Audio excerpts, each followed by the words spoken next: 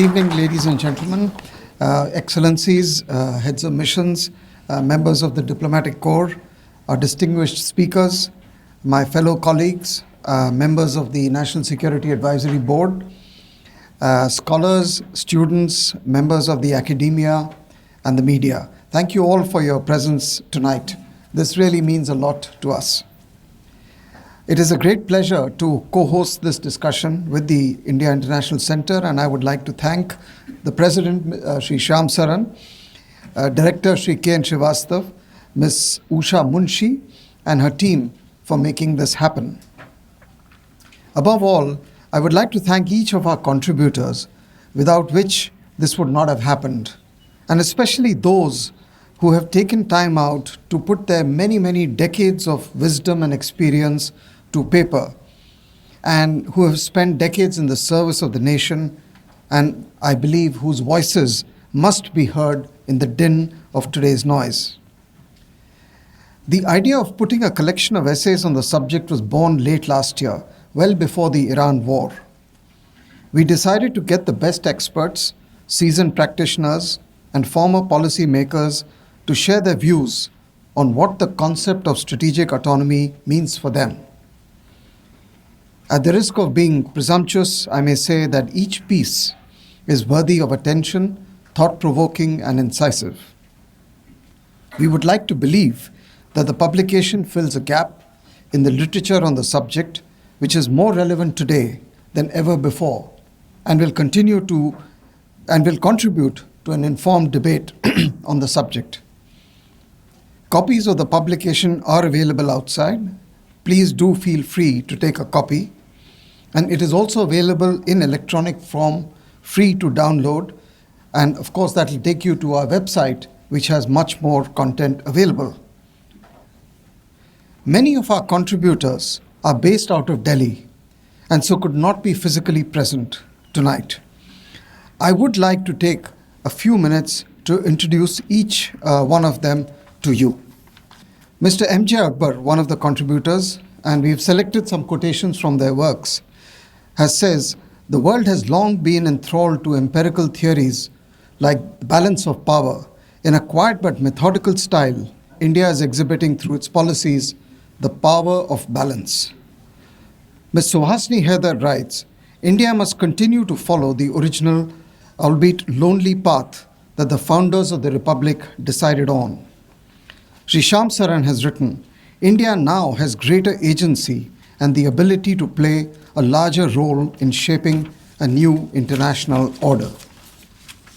Mr. Kamal Sibal, "The more powerful a country, the more strategic autonomy it can exercise. The United States has always enjoyed the highest degree of strategic autonomy."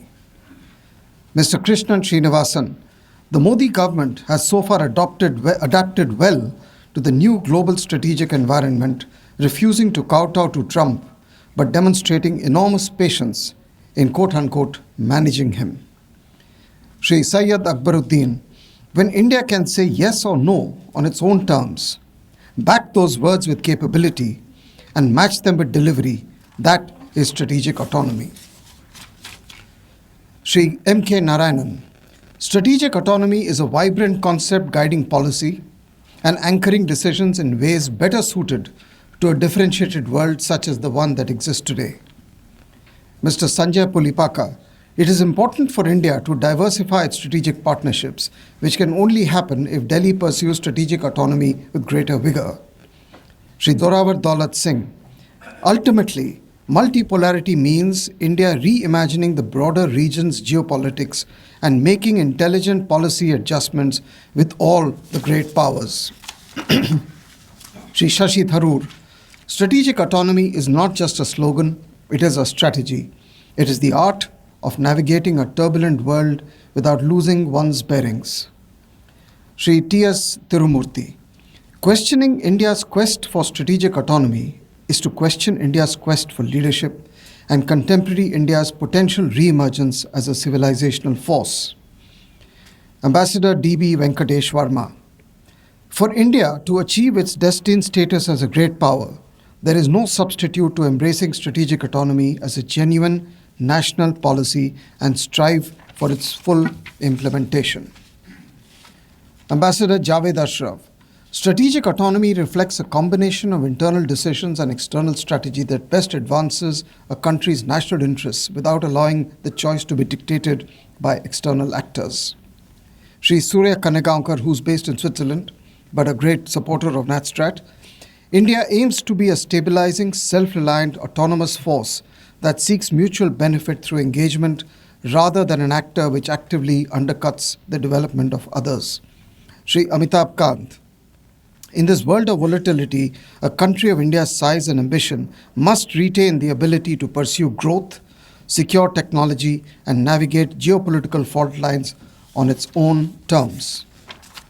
Mr. Ashok Malik.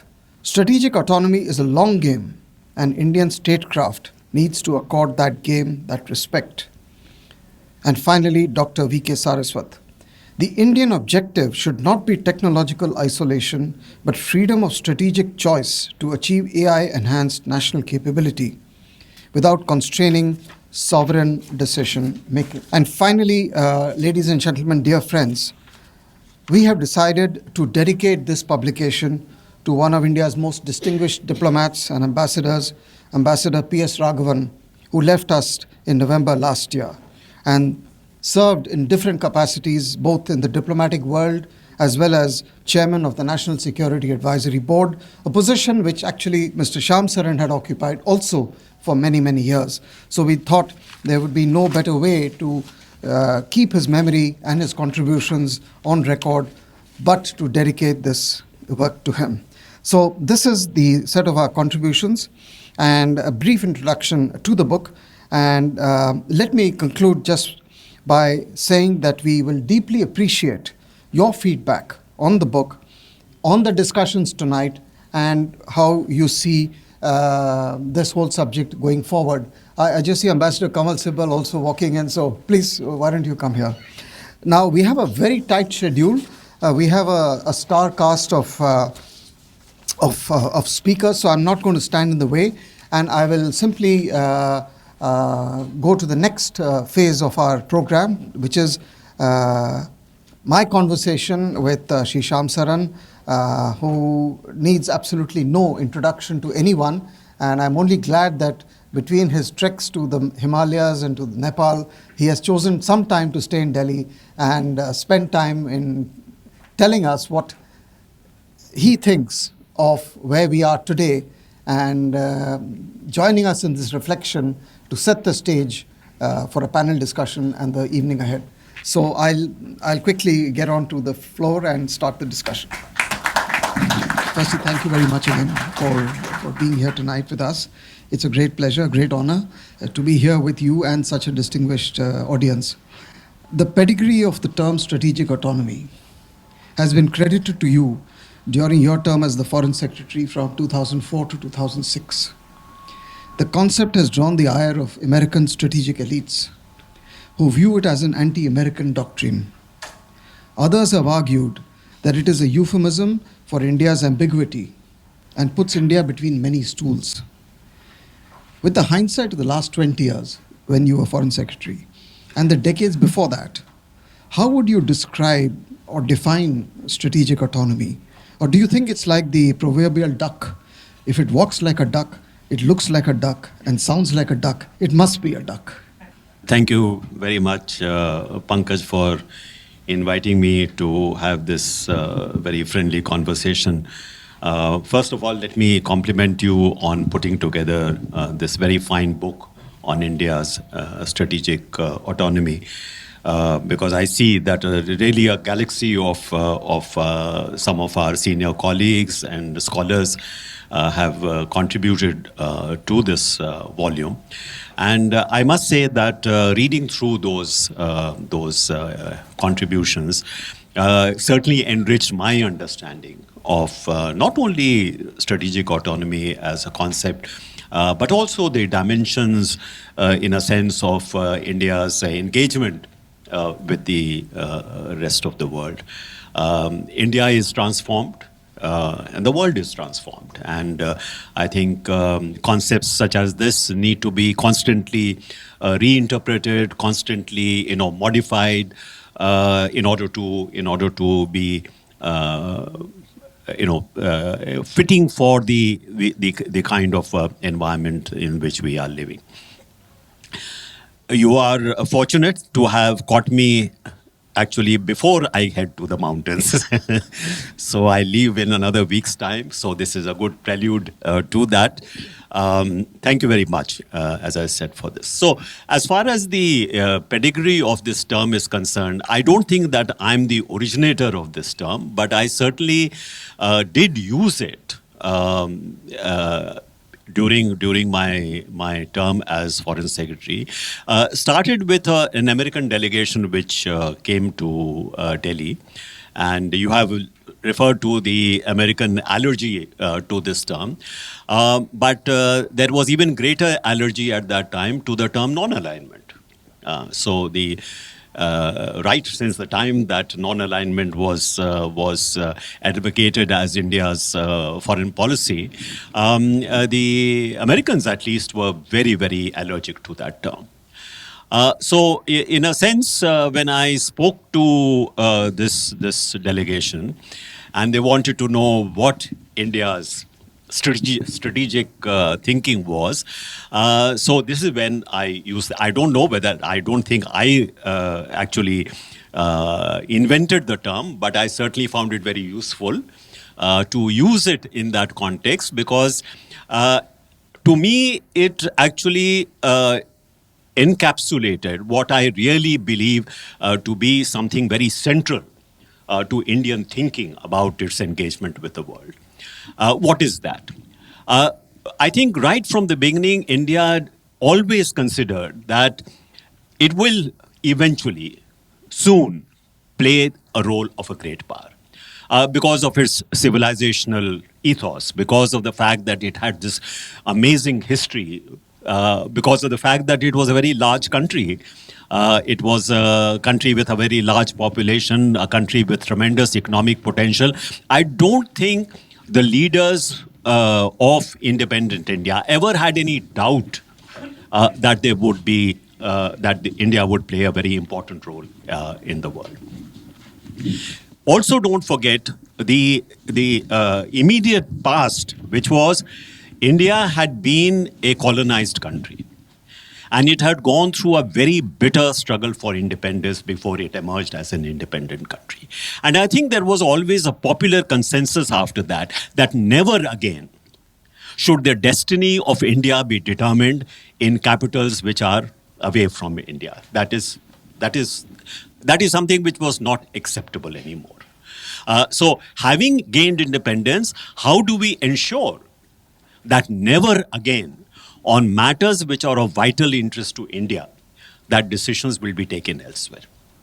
So strategic autonomy to me is something which encapsulates that. That is, strategic autonomy is the ability of the country to take relatively autonomous decisions on matters which are of great and vital interest to India. Simple, very simple, straightforward definition. So it's actually really quite remarkable that you have used some of these words. I want to pull out an article which I chanced upon in the Foreign Affairs of July 1949. And I'll just show it to you. It's titled India as a World Power, and the author is an Indian official. Oh. And it's anonymous. But this is a genuine, it's not fake. And it's the opening, I don't know who this Indian official is, but maybe we can guess. But the opening sentence says, though the Indian Union is an infant state, India is no newcomer to history, no offshoot or colony newly risen to nationhood. She is a mother country, venerable in her own right, and her past, which is ancient as civilization, belongs to the essence of man's achievement on this planet. Nor has India lain broken and buried under the tides of history for so long that in her re-emergence, she is a mere vestige of a former self. So this is something which resonates with what you have just... so unless you were the Indian official in 1949, in 1949 July of Foreign Affairs. So having dealt with the definitional issue, I want to shift a little bit away from that to your response, your assessment of how India is responding to the recent global crises. Ukraine, Iran, and Trump, if we can describe as a crisis. Some European scholars have described the current era as being one of strategic simultaneity. This is an interesting characterization. In some ways, we are living in a world of wars where we see the use of unrestrained military power by the most powerful. And the new law in town seems to be the law of the jungle. Also, my second part of my question, in the recent conflicts, whether in Europe or West Asia, what we see is that our friends are at war with each other. How does India take sides between friends? I mean, no one seems to have the time or the patience for principles. And it seems that raw interest and weaponization of leverages seem to be the new currency of international relations. So if you look at Ukraine, Europe and Russia are at war, and we have friendly relations with both. In the case of Iran, it's Gulf, Israel, Iran itself, the United States. So your thoughts on, firstly, a general comment on how do you think we are responding to these various crises? And secondly, what happens when friends fight friends? I mean, which side and how do we manage that? So to me, if you ask me as a professional diplomat, there are no friends and no enemies. So as soon as you start talking of relations between states as being friends and being enemies, I think you have lost your way. Because I think you look at these relationships from the prism of what India's interests are. So maybe sometime this country may be a friend. At another time, it may not be a friend. Or what has happened to the relationship between India and the US. I mean, I presided over a phase where there was a ascendance in the relationship between the United States of America. If you ask me today, I don't think that the United States and India are in terms of what you are talking about as friends. So I don't think we should look at international relationships, India's relationship with different countries from the prism of, is this my friend? Is this my enemy? I think then you go wrong. So that is the first point I would like to make. The second point is that, again, I would use the prism of what I mentioned as strategic autonomy. That is, in this particular situation, what are India's interests? Now, India's interests cannot be absolute. We see the consequences of a country defining its interests in absolute terms. That is the United States of America. Okay. I think when we are talking about strategic autonomy, it is you are operating in a multi-country landscape. Now, when you are operating in a multi-country landscape, there cannot be an absolute kind of interpretation of your interests. Obviously, your interests have to be relative. Therefore, even in dealing with the current kind of situation, we have to apply the same principle. In terms of India's vital interests, what is it that makes sense for us in terms of our relationship with the United States or Russia or Ukraine or China, any country that we are talking about? So I think we are faced with a very complicated situation. I would say that we have to take into account certain changes, very fundamental changes that have taken place. So, as I mentioned to you, a 25-year phase of India-US relations on the upswing, that I think has plateaued and perhaps is declining. What does this mean, for example, in terms of our really very important relationship with China? And that we can talk about, what my current impressions is with regard to how China is looking at India at this particular time. So that's a good way to switch to a slightly related issue.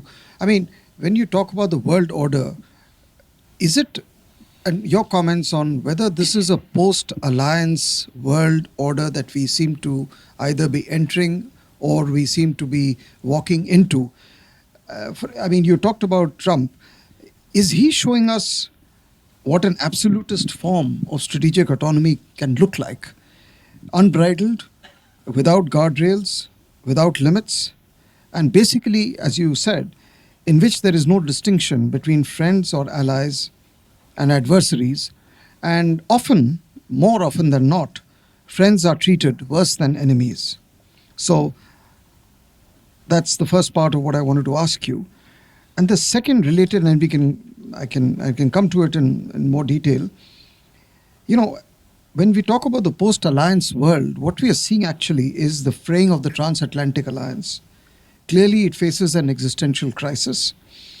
But on the other hand, we see new alliances also being built, such as, for example, the recent moves to build a quartet with Pakistan, Turkey, Egypt, and Saudi Arabia. So, is the geopolitical playing field kind of spreading out, creating more space for countries to maneuver and play on the chessboard through multiple partnerships? Now, I mean, we've heard much more about European strategic autonomy from Europe than we ever heard in the past. We have listened to the Canadian Prime Minister's vision of the world. So these are like a resurgence or a revival of certain maybe suppressed tendencies among these major powers. But there is also the fact that there is a reality of power, which you have mentioned. You talked about relativity, not absolutism. So how far can actually we go and fight against natural dependencies that exist, at least as far as India is concerned? Some of these aspects are, all over the place, but your views on this. I mean, for example, is it today more difficult to be strategically autonomous than it was in the past? Is it more relevant today or less relevant? Is it more necessary today or less necessary? Is it more risky? Is it more impractical? So there are different multiple impulses that are playing out on the global stage. But to begin with, just to come back to the first part of the question about what is President Trump trying to show us? Is it or is it not strategic autonomy in its very purest and rawest sense? I would hate to associate the term strategic autonomy with what Mr. Trump is engaged in.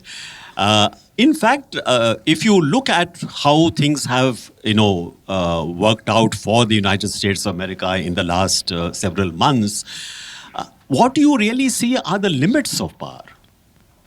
It is showing you that that kind of absolutism is a dead end.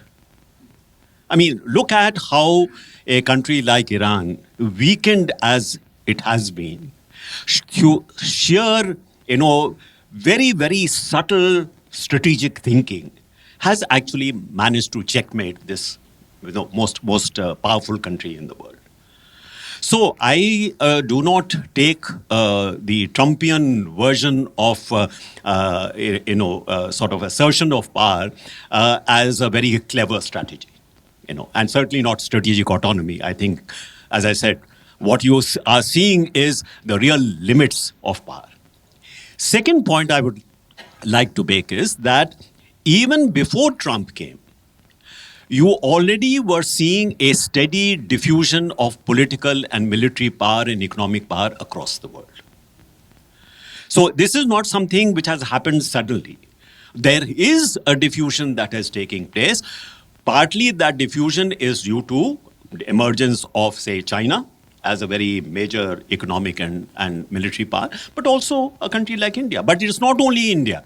There are today a cluster of major powers, even in our own region. It's a very crowded geopolitical space. So if you have Japan, you have Korea, you have an emerging Indonesia, you have Australia, you have several countries in this region which are quite independent in their own rights, having greater agency, I would say, than ever before. And you see this in the Gulf as well. I mean, Saudi Arabia is exercising greater, agency. Now, I think what we have to see is that for India, what may appear to be a very, very threatening geopolitical environment actually is creating lots of spaces for you to, in fact, expand your strategic space. Whether you are able to do that or not depends on how much of a diplomatic skill that you have. How do you adjust your foreign policy and be nimble and agile to be able to spot those opportunities and take advantage of them? So I think in terms of, this is where I would caution those who are making foreign policy not to think in terms of friends and enemies, to think maybe we should be very careful what we do in, say, West Asia because Israel is our friend. I think once you start thinking in those terms, then you are in trouble. So if we are able to look at the world around us as it is, what are the kind of opportunities which are being thrown up because of the very churn which is taking. If the global order was a settled order, there would be very little space for you to grow. So I am taking away from what you're saying that you think that the field is spreading, that we actually could be moving into a post-alliance kind of a world. Alliances were already under threat. I mean, it's not that NATO today has suddenly, started collapsing. Already the United States of America, even when the time that I was talking to the Americans, they were already talking about how, the center of gravity of political power, of economic power, of military power has already shifted from the transatlantic to the trans-Pacific. This is where the action is going to be.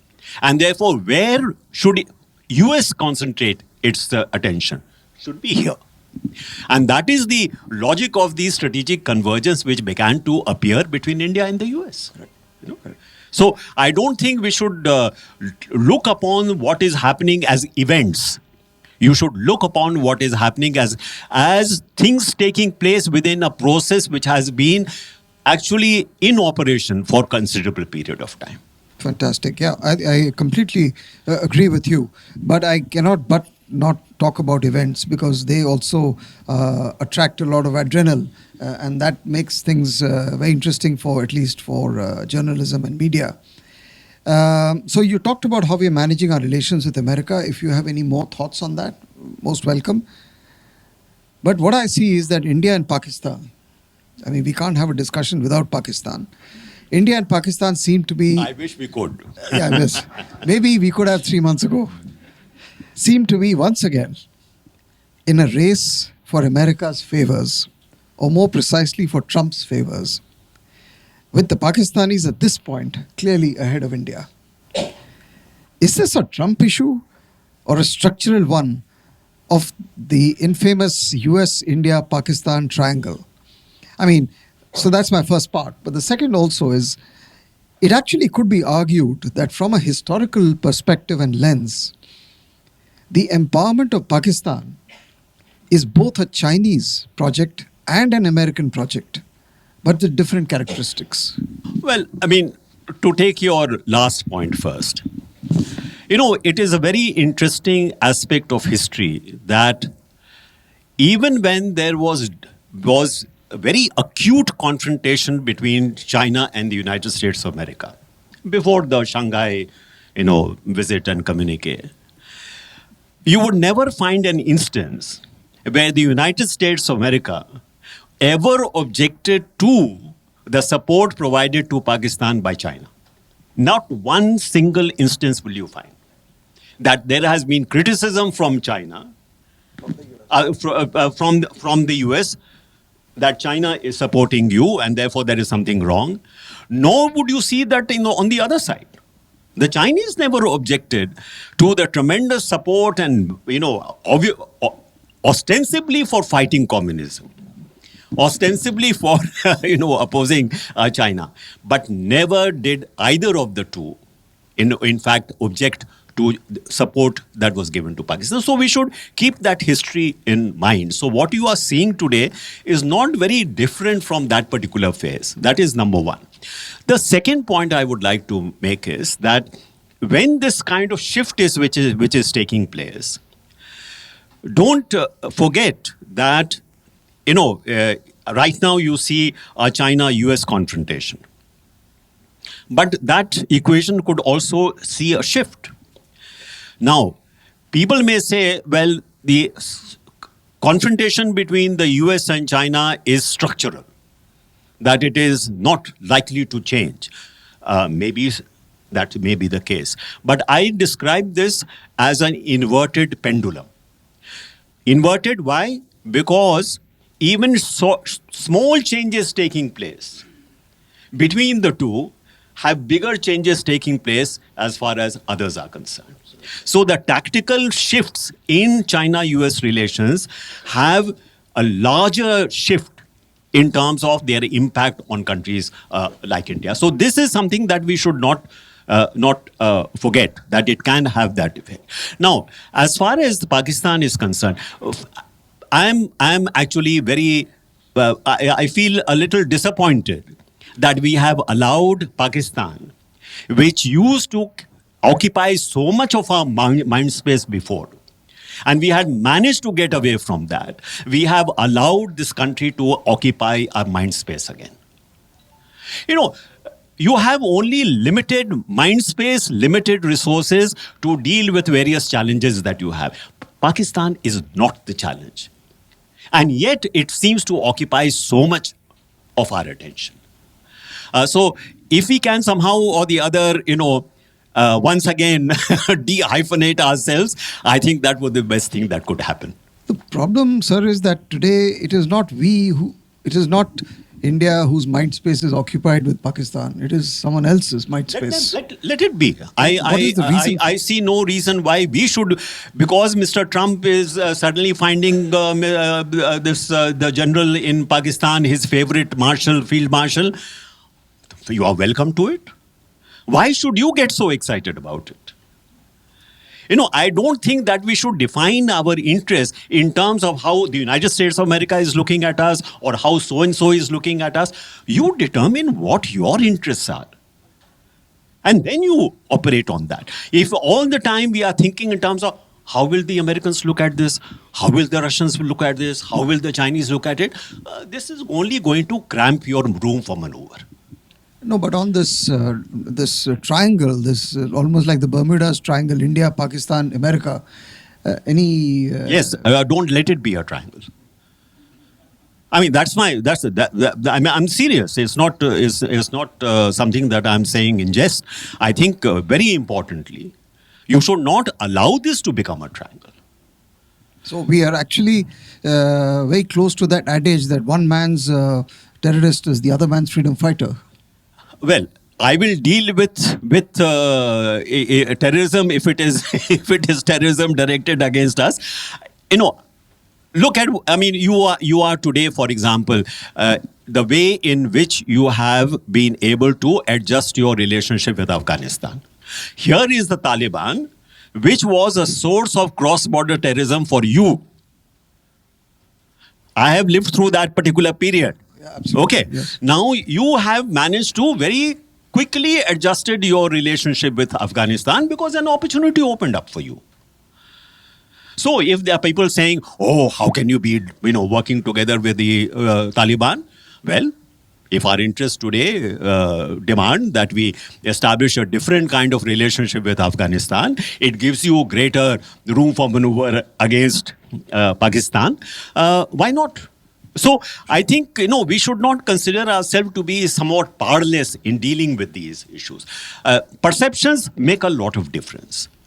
And I think today we need to broaden the manner in which we look at our interests. I think if our foreign policy is not so much taken in by the fevered rhetoric around ourselves, I think we would do much better.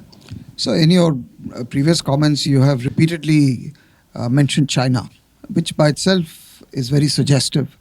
Now, you have been a regular visitor to China over the last 3-4 years. I have accompanied you on one trip. And the US-China summit is a few weeks away. And China clearly is really the big question for us. A very simple question to you. How do we deal with China? That's the first part. Second, how do we navigate, you did touch upon it, the US-China relationship? And also, how do we balance our dependencies on both the United States and China? And I have a supplementary question, but...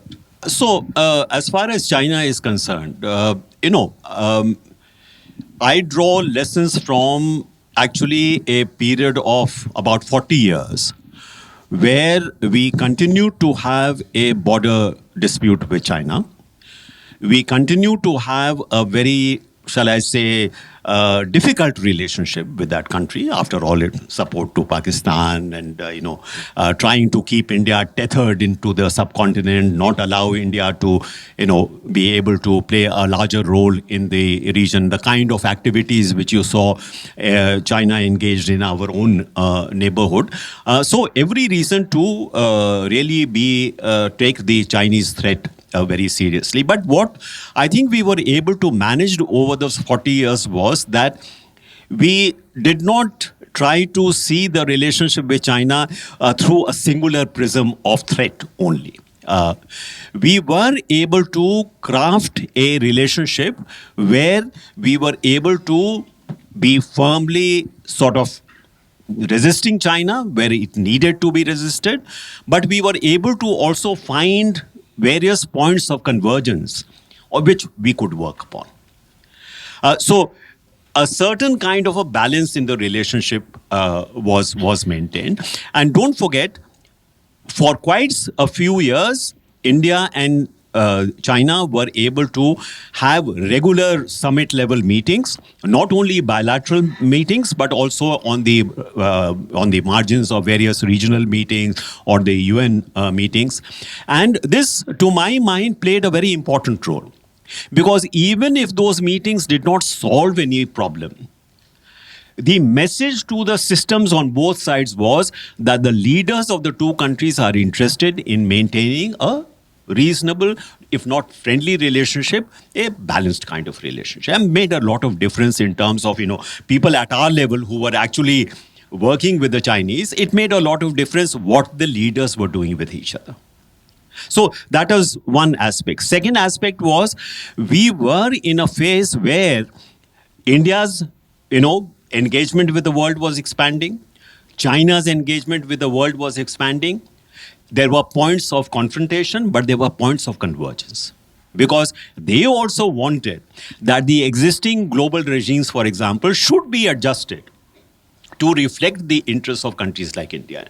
So, for example, in the World Trade Organization, frequently India and China were the two powerful countries who were negotiating in tandem with one another. My own experience as a chief negotiator of climate change, the Chinese delegation and the Indian delegation used to work very, very closely together until the Paris Agreement on climate. So, a reason why I'm saying this is that we should not look upon this relationship as if it is only destined to be confrontational. There are areas where we can actually work together into the interest of it. Now, as far as I land with the current situation. So the last time I was in China, the conversation that I had with some of the senior party people, they said, yes, Mr. Trump is coming. Yes, we have an interest in stabilizing the relationship with the United States of America. But today we look upon the United States of America as really being the chief sort of undertaker of the current, global order. It is the rule maker who is now in the forefront of breaking the rules. There is turmoil all across the world. Wherever we look at, there is turmoil going on. There are domestic, sort of turmoil in even in settled democracies of Western Europe, for example. So what they said, maybe for my benefit, but they said, if I look around the world, there are only two zones of stability that we see. If you are looking at this very, very turbulent kind of world, which are the two anchors that we can see at this point of time? Only India and China. That's a Chinese official. And therefore, in this kind of situation, even though people may think that India and China do not have much common interest, actually, we both have a common interest in making certain that this zone of stability and peace is somehow maintained. So we must find a new equilibrium in our relationship. Yeah, that's very, very interesting. But I was also trying to draw you out on the summit next month and what would be the shape of the US-China relationship and how do you think we should navigate? And also, second, related to this, it's quite obvious that we have dependencies on both the United States and China. So related to the US-China relationship particularly, can you comment a little bit on the third actor, which we haven't spoken much about, which is Russia? How do you think Russia, sitting in Moscow, would read the emergence of a US-China condominium for whatever it is worth? And what do you think might its impact be on the Russia-India relationship when you see that the Chinese and the Americans are kind of emerging as the new managers of the store? So, again, let me also mention to you what the Chinese had to say about the relationship with Russia. So I asked, how do you look at the possibility of Mr. Trump coming to Beijing, and what will our Russian friends think about this? And the answer was very interesting. Said that today, for the first time in history, we can look north to Russia, and this is, for all practical purposes, a very, very safe border for us. It is a border that we don't have to worry about so much. And added, China's southern expansion would not be possible if we did not have this shield behind us. So we will not, whatever the shifts which take place with the United States of America, those shifts will be tactical. Because we know that our confrontation with the United States of America is structural. But as far as the Russians are concerned, a bit arrogantly, they are a declining power. And therefore, we have to keep that in mind. But for us, Russia is extremely important because without having this very calm and today safe and peaceful border, what really matters to us in terms of, for example, our expansion to the south, in the South China Sea, for example, would be much more difficult. So that's an interesting perspective on that triangular relationship. So, meaning thereby that if you think that this change in the US-China relationship, tactical as may be, will somehow or the other, change Russian perceptions of China or lead to a major shift in China-Russia relations, no, I don't think so. A little bit, if you may, if you'd like, on the India-Russia relationship. I think it is very relevant because, I think in many ways, Russia may be perhaps relatively declining. Russia preoccupied with Ukraine, but it does remain a major power. More importantly, in terms of some of India's own needs, for example, in defense hardware and technology, what is not available to us even today in a very changed kind of a relationship with the United States, still we are able to access from the Russians. Some equipment that the Russians have proved, I think, even in our own recent operations, being very, very, valuable. So I think that relationship will remain very important. And now, something which we had been striving for a long time to have some kind of an energy partnership with Russia, but the Russians were not particularly interested in that. Now, that has become a substantial aspect of your relationship with Russia as well. So, without making too much of this relationship.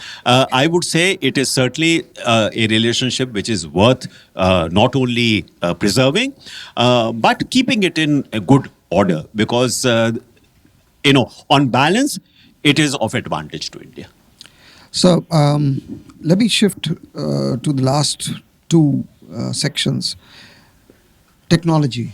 I mean, traditional concepts of boundaries and sovereignty, etc., have today basically been overshadowed by competition in the areas of economic resilience, critical raw materials, energy, information dominance. And in all of this, the meaning of strategic autonomy has acquired different meanings from what it used to be in the first, let's say, 6-7 decades of India's emergence. So how do you see India placed when it comes to these new domains? Do you think these new forms of competition play to our strength? I think when we talked about strategic autonomy and we talked about, how should India engage with the rest of the world, there will be partnerships which will in fact help you deal with these kind of challenges, like strategic minerals, for example, are becoming part of that strategic minerals group. If it really is able to help us, access some of these minerals and some metals, why not? Similarly, with respect to several other areas, I mean, it is not necessary for you to think in terms of only specific alliances to be able to get you what you want, because supply chains are now, very, very diffused, and you can in fact be able to plug into these supply chains if you are alert enough to be able to do that, because you have advantages. The advantage is that there are very few countries, very few economies of the size of India which are still expanding. I think that's a very big asset that you have. I think the rest of the world recognizes that this is a country of great promise going into the future. Therefore, how can I leverage that particular attractiveness of India as a market to be able to deal with those dependencies that you're talking about? But I think we should also perhaps think a little carefully about why we have got into this state in the first place. You have rare earths. And thorium. I mean, this is incredible that you have developed dependencies in areas where you needn't have developed those dependencies. So I think some reflection on this aspect is necessary. True. That capabilities that you have in this country, you have not been able to develop. I myself was associated in the Niti Aayog with a group on rare minerals. Now, the rare earths corporation, public sector, everything that is under them is determined as being strategic. If it is strategic, no private sector, nobody will come in. You are not able to develop it yourself. You will not allow others to develop it. So I think that's a more fundamental rethink that you need to do, that the dependencies that we are talking about, perhaps those dependencies were not necessary in the first place. And perhaps today, if you start, maybe you can at least, decrease that level of dependency that you have. Yeah. So you of course are a great advocate of believing that every challenge is an opportunity. So I just hope that we kind of live by that adage. Last point, and then we'll close. Your thoughts, a little bit of crystal gazing on the next 5-10 years for India. Are you an optimist, pessimist, or simply an orthodox realist? And what kind of cards does India hold? And, people say we are punching below our weight, above our weight. Are we overweight, underweight? One, I don't like this idea of, a divide between a realist and an idealist. I very sincerely believe that foreign policy can not only be transactional. I think transactionalism has its limits. And I think we are beginning to see that too much reliance on transactionalism has not always worked to India's advantage. So some ethical anchors, some moral anchors, people may scoff at this, but I think those are very important. Particularly for India, I think I have served during a period where the reputational, sort of advantage which India had made a huge amount of difference even when we were weak. So we should not underestimate the importance of something which is a somewhat intangible, but to me, it is actually very important leverage in your foreign relations. So if I'm looking at the next 5 years, 10 years, I would hope that we course correct somewhat to not looking at everything from that transactional viewpoint. If we can define our interest, what Mr. Nehru used to say, enlightened self-interest. And by the way, I came across his instructions to our delegation in the United Nations. It was very simple. On matters which are in India's national interest, you shall vote in line with India's national interests. Where our interests are not so deeply involved, you should vote on the basis of what the merits of the issue are. I think that perhaps is a good guideline. Well, thank you, sir. I think we've concluded this part of the program. Let me invite all of you to join me in applauding and thanking Mr. Shah. Thank you. I think that was an extremely, but comprehensive look at where India sees itself today. But if you were to go through this report that has come out, it's also necessary to challenge the assumptions that we are a part of. Many of us in this book, in this work, have described strategic autonomy as intrinsic to India's history and geography, right? History because in 1946, before our independence, Pandit Jawaharlal Nehru addressed, spoke in fact, after the Constituent Assembly at the All India Radio, where he described what he expected to be independent India's foreign policy. And there he spoke about the idea that India will not get caught in the global power politics of the time. So this is even before there was a Cold War announced and anything like that. But that is something that he said in his address there.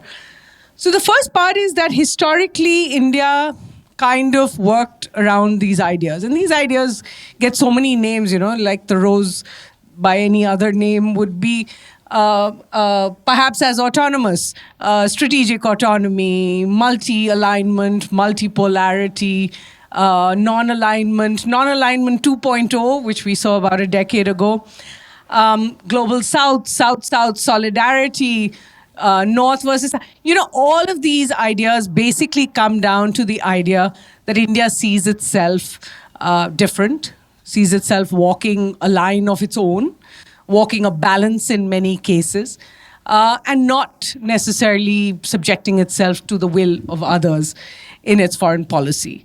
That's as far as history goes. Then you come to the geography.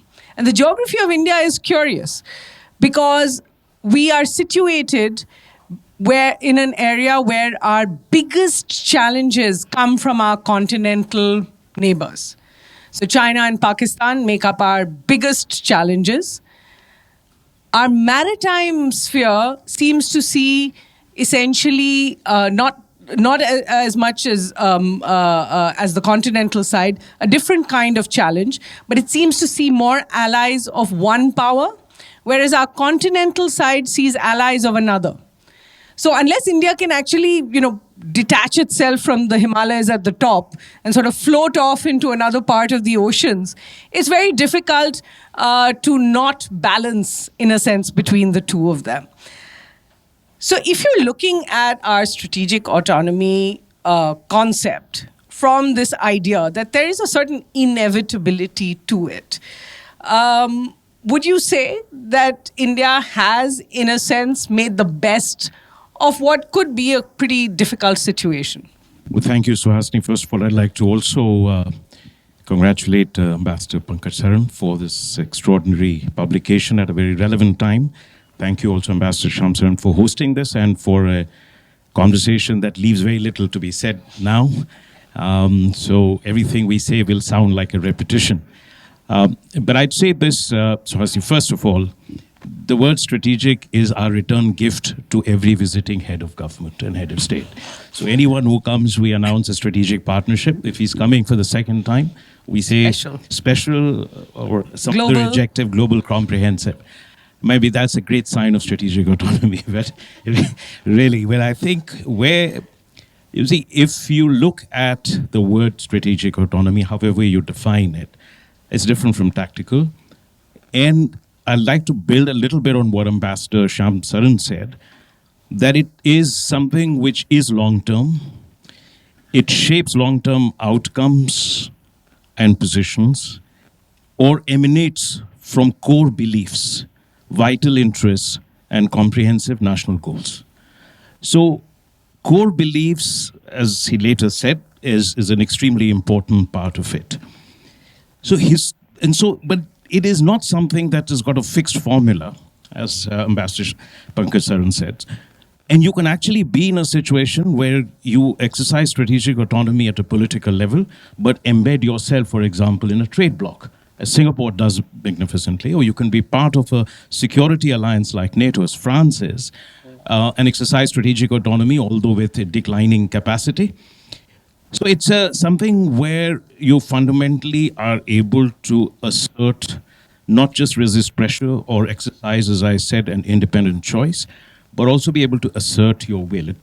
Just remaining silent, for example, is not strategic autonomy. You could also think in terms of being, sometimes making adjustments in your position according to the needs, but within an overall framework. Now, here's where sometimes absolutism creeps into the term of strategic autonomy. It doesn't mean autarky, isolationism, or disregard for external commitments or partnerships. But within that framework, how do you deal with this? So India has had 3 stages. First, from independence to the end of the Cold War. And we have variously characterized that as non-alignment phase. But remember, some of the boldest decisions, standing alone, including the nuclear test of 1974, or taking absolutely, unique position in multilateral negotiations, resisting NPT pressure, and many things later, including in GATT and WTO, was a sign of our capacity to exercise decisions in accordance with our national interests. But it wasn't absolute. There were times we were constrained by non-alignment also because it put us in a position. We were also making decisions and adjustments based on our economic and security vulnerabilities, estrangement in our relations with the United States. At that point of time, heavy dependence on the Soviet Union, and always the shadow of Pakistan and China on our decision-making. So if you recall that when Soviet Union invaded Afghanistan in 1979-80, what was our position? I just gave one example. Or when we had the situation in 2014 in February in Crimea, or even before that when it was in Iraq and Libya. But there again, the articulation of our position was nuanced and adjusted according to.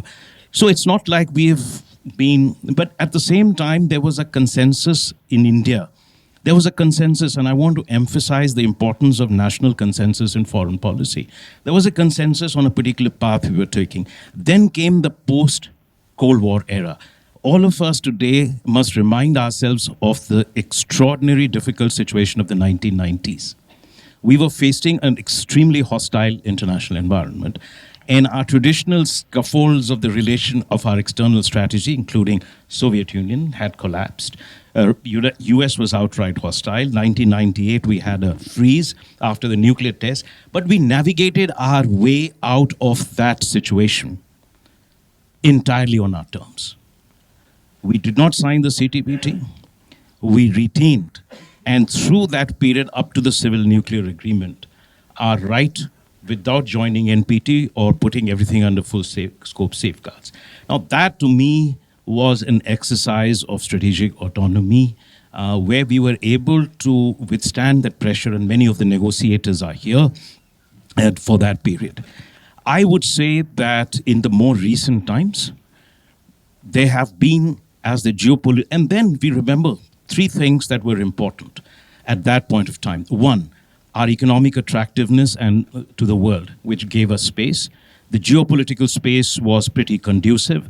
The Western alliance was homogeneous and intact. Russia-Western relationships were not so fraught. China was not the major power that it is today, and US was still invested in China's rise, and the multilateral order was still held together by the illusion of its sanctity.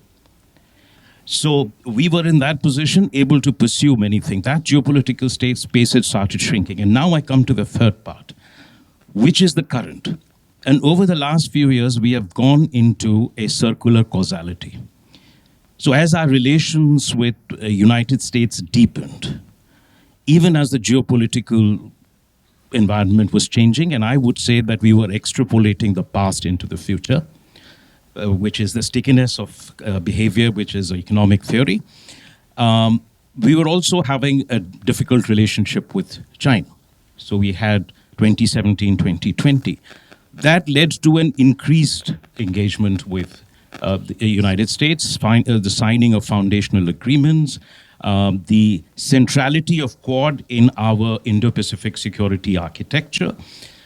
And that led to a sort of a circular causality. So vulnerability against one country was transposing itself into vulnerability into another major power. And it also made shielding our relations with Russia, in this context, a little more complex and difficult. So I would say that this was a period when, in however way you define strategic autonomy, was getting tested. But I also believe that there is a deeper political ethos, a cultural ethos, a civilizational ethos, a sort of a kind of a tradition and a strategic culture that will always come as a barrier to a getting aligned in one way or another. And I saw this in 2003. And I think it was to me as a young desk officer in the Americas division. I saw, for example, how there was a lot of temptation and a lot of incentives for sending troops to Mosul, to Iraq. In July. But the way the political discourse evolved, there was, of course, a lot of strategic writers who were rooting for sending troops. There were a lot of political writers who were saying, no, you shouldn't do that. But at the political level, I think, and remember, this is the phase when we have begun under Bush administration a major transformation of the relationship. Yet, there was this barrier. So I think overall, the results, I would say, are good. And we have been able to navigate through this. We can come to what the future holds for us, because the future will be a complex mix of three things: a complete change in geopolitics, the new geoeconomics, and the techno-strategic future. And the three will have an interplay with each other, which is going to make, I think, a pretty strong, it will demand a lot of skill, a firmness, a sort of rootedness in order for us to navigate this without in any way becoming vulnerable in an age where alliances have been reduced to a sort of physics theory of Brownian motion. In a sense, this is the substance really of Ambassador Ashraf's article in this compilation here. So I'm going to switch the question. I asked Ambassador Ashraf if it was an inevitability to have strategic autonomy in India. I'm going to ask you the opposite. Isn't it a myth? I mean, Ambassador Shamsaran said, we have no friends or neighbors. I mean, what is no friends or enemies? What does that actually translate to? At the end of the day, do we stand for no one else? Do we stand with no one else? In which case, do we expect no one else to stand with us? I want to add on to that the idea that, the world as it was in the 2000s may have been a lovely place for everyone to, think about globalization. But in the last decade or so, we've seen a shift. We've seen the idea that an a la carte menu for defense equipment and defense strategy in particular is no longer there. It's no longer on the menu to say, I'll pick this and I'll take this and I'll take this from someone else. Now you're looking at platforms. Now you're looking at what I call the buffet options. You have to take the entire, veg buffet, non-veg buffet, continental, whichever it is.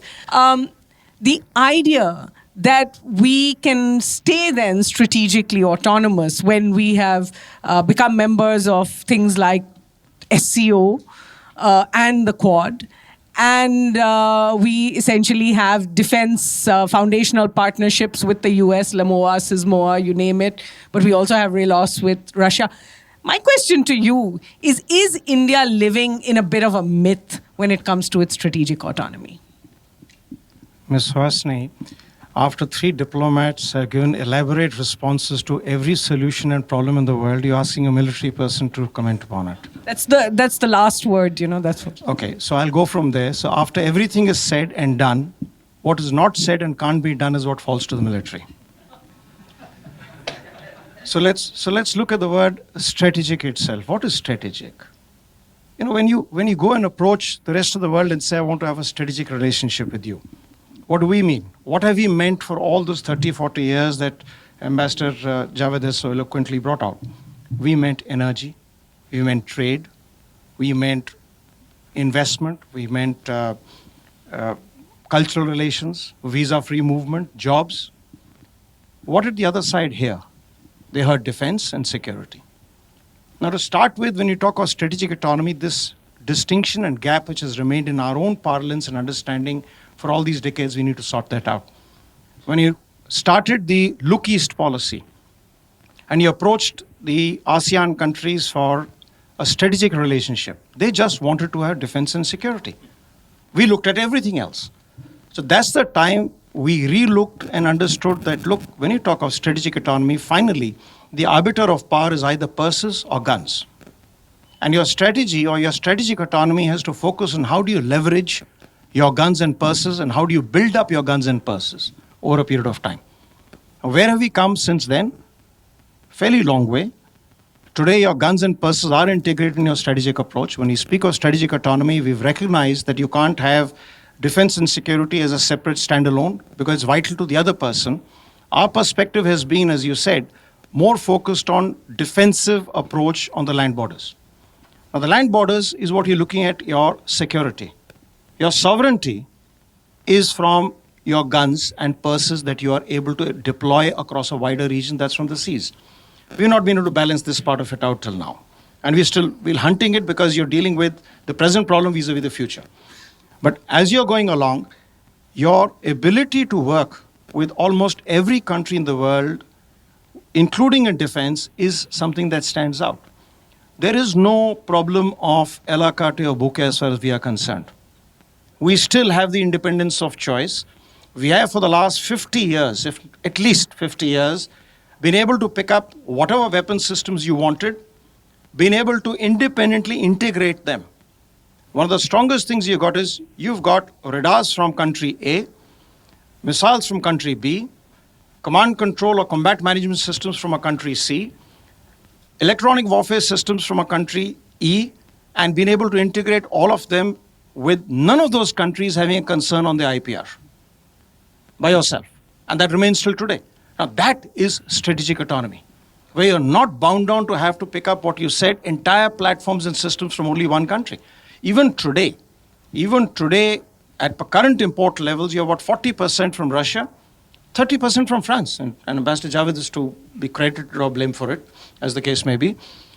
But 13% from Israel, and barely 10% from the United States.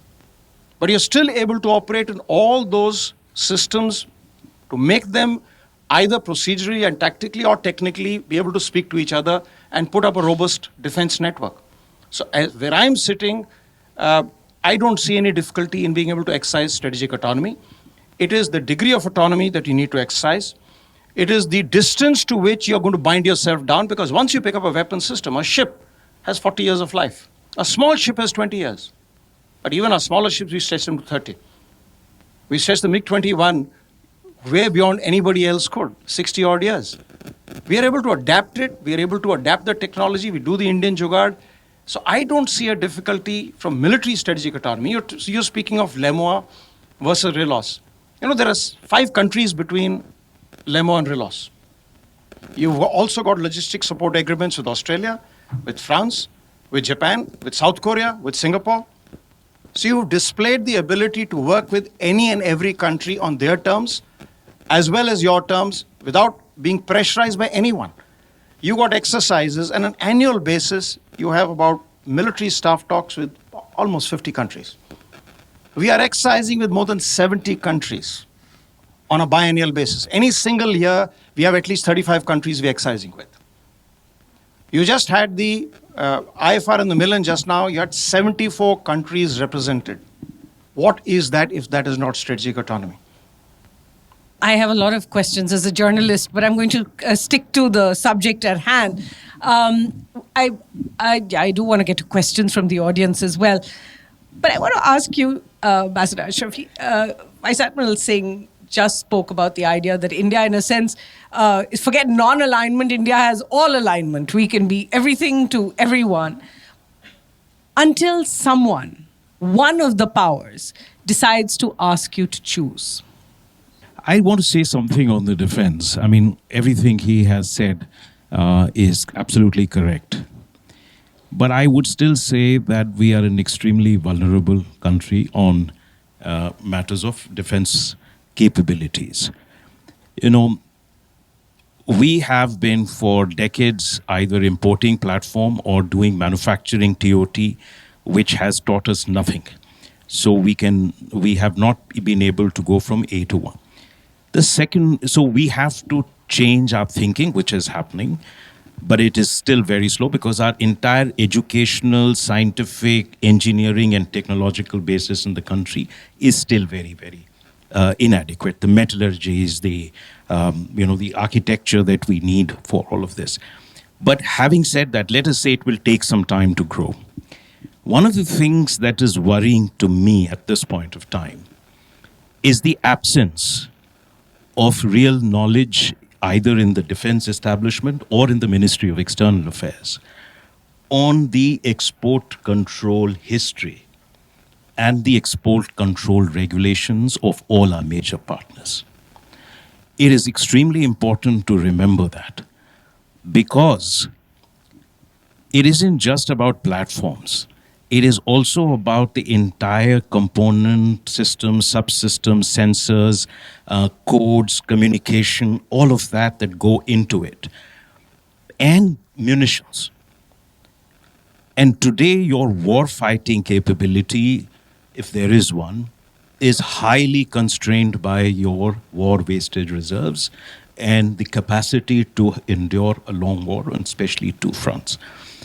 So I think we need to understand, also if we have to choose, since you made that question, I would say look at your history of your partnerships. One, which are the countries that have been the most consistent? Russia and France. Second, which are the countries that have imposed the least number of conditions on the utilization of weapons? You know what those are. The third is, what is the situation with regard to supplies during a politically difficult time? So through the 98 crisis and after that, and including during Galvan, Russia continued to sustain the supplies despite its own difficulties. France has continued to do it. And Ambassador Shri will also tell you that when he was ambassador, the response to our nuclear test was extremely different. So you need to also be able As in no to... sanctions. There are no sanctions, not just sanctions. They asked them, what took you so long? You know, and that within 2 weeks there was a conversation, strategic dialogue. Mr. Brajesh Mishra was there to have a strategic... my point I'm making is that you need to... Let us assume that you are still going to take some time before you develop your indigenous capabilities. And you need drastic reforms internally of mindsets, accountability, of all the holy cows that we have in our defense system. That's a very important element to strategic autonomy. But I want to switch to something that's important in the context of future, which is digital technologies. Today, India can be switched off in a matter of a day. By fiber optics. No. Or everything runs on US platforms. I mean, we've been sort of so complacent. So today, I think there is a realization. And when I speak of the global fragmentation of trade, investment, finance, payments, energy, and technology, I'm also saying that there should be eventually national platforms that are able to resist. Because today, as every warfare is hybrid, and a country's vulnerability, for example, in Venezuela was exposed. So let us also work with partners with whom we don't have to be seduced by the LLM race. That's the arm race. We don't need a Ferrari to drive in Delhi or in South Asia. We need to work with a number of trusted partners. And geopolitical trust, geopolitical consistency is the bedrock of technological cooperation today. And data shows that the entire technology flows are today on the basis of geopolitical trust, not on markets. I take your point. Vice Admiral Singh, I'd like you to respond to his question really about military indigenization, but maybe you could answer all those other questions as well. Is India truly autonomous unless there's digital autonomy, unless there's climate autonomy, unless there's economic autonomy in so many ways? Thank you for that. Firstly, I agree with everything Ambassador Javed has said. It's a question of degree and where you apply it. He's spoken about war sustenance. Now that goes back to the policy. What do you want from your military? Are you looking at your military to go across and wage wars? Then you need a higher war sustenance. Are you looking at your military to deter wars? In that case, you need a different format and a different makeup. Is your policy to, in case deterrence fails, to close the conflict at the earliest possible stage before it gets drastic out of control and you have huge damages? Then you have a different kind of a framework. So today, the Indian military is being devised by national policy, which has stayed for the last 80 years, on deterrence. Primarily for deterrence. Doesn't mean it can't be used for across the board, and we've done that. Whether it's Op Cactus or many other missions, various places, we've done it. But it's primarily been for preventing war. And if deterrence fails, then try and conclude the conflict at the earliest stage possible. So your makeup is different. You have war sustenance on different formats of a different grade of warfare. Do those parameters need to change vis-a-vis the technology today? Absolutely. Do you need to boost up your industry for dual use and repurpose them for military? Absolutely. There's no gainsaying that. It requires to be done. Are we doing it? It's a work in progress. When you talk of self-reliance, well, what's new about it? 40 years ago, we spoke of achieving self-reliance in 5 years' time. 40 years later, we are talking of 65% self-reliance in 5 years' time. Now, has not the Indian military in these 40 years exponentially grown in its capability? It has. So have the challenges. So have what you need to protect. You had nothing much to lose 50 years ago against other than your poverty and sovereignty. Today, you have much more to lose. And hence, your span of interest and where you have to operate is more. Whatever you do, you cannot be entirely independent and autonomous. Your dependencies are far too high in every possible aspect. Let me give you one small example. How much of your trade is carried on Indian flag vessels? Less than 5%. Little more than 95% of India's trade is carried on foreign flag vessels. Now, the safety and security... 15% are 15% of the staff and the marine personnel are all Are Indian. World seafarers, 15% are Indian, but in the Indian Ocean region, 1/3 of the seafarers are Indian. Now you got a ship out there, 10 to 12% of every ship that is passing through the Gulf of Aden is destined for India. Those are your stakes in that region. Now, whatever you do, the safety and security of the international sea lanes is in your national interest. Now, you can put it across, as Ambassador Shyam Saran said, whether you want to call it realistic, you want to call it liberal, you give it any phrase you want. I'm absolutely okay with creating a virtue out of necessity. But let's be clear, it's a necessity for us to make sure that the sea lanes are safe. Because all our trade is being carried on those. Now, it doesn't mean that we have not been building up our shipbuilding. Our shipbuilding has been growing at about 2.9% annual growth rate, higher than the world global average. Yet, in the last 40 years, trade on Indian flag vessels has come down from 40% to 4.5%. Because your trade has grown so much. Now, are you going to be able to break away from that? Today, you have about 54 to 55 hydrocarbon projects the world over across 26 countries. Your energy security is dependent on your investments in that many countries, in that many areas. Can you walk away from that? Can you walk away from the fact that certain policy changes in those regions or some turbulence taking place is going to affect your growth and security? So if you talk of security and growth for all, at one end you may call it a vision. On the other hand, it's a practical necessity. You can't walk away from it. Likewise, military. There is no country, we can argue and say United States has got A to Z coverage, or does Russia actually does it? No. There are Russian equipment which have also had components which have been sourced from various other countries. That is the degree of interdependence that you have. You're not going to walk away from it. What is important is what Ambassador Javed said. Wherever you created dependencies, you need an assurance that the plug will not be pulled. And he's spoken of the top 3 countries, and that is the case. He mentioned the top 2, he missed Israel. Where 13% of your imports today are from Israel. Israel is another country which has been very steady in its support and conditionalities in being able to provide. Now, can you ensure that these 3 relationships in the military term are something that you can bank on? We have been doing so. We've done it all this while. If some of those assumptions start breaking, then you need to start looking alternatively. In the meanwhile, does it not mean that you have to build up your indigenization, self-reliance? Absolutely. You have to invest. 40 years ago, you're designing your own trainer, you're designing your own transport aircraft, you're designing and building your own fighter aircraft, and the only thing that you didn't design but you built by yourself were the helicopters. 40 years later, you're struggling now to again bring a trainer back into the centerpiece which you've made, and you're struggling to keep up with the pace of production of fighters that you need. Now, we don't need to look at anybody else for that. We need to look inwards. Those 3 fingers that are pointing back at us. On the other hand, we've done pretty well with shipyards, where we today are definitely at about 72% of indigenous content. Key components like propulsion and certain kinds of weapon systems. Some other kind of weapon system, you just seen last week, the heavyweight torpedo has been completely indigenized now. Some portion, when I say completely, again, remember there will be always components that you're getting from trusted partners. You have reached that. Are you at a stage where you can walk away from the rest of the world? Never.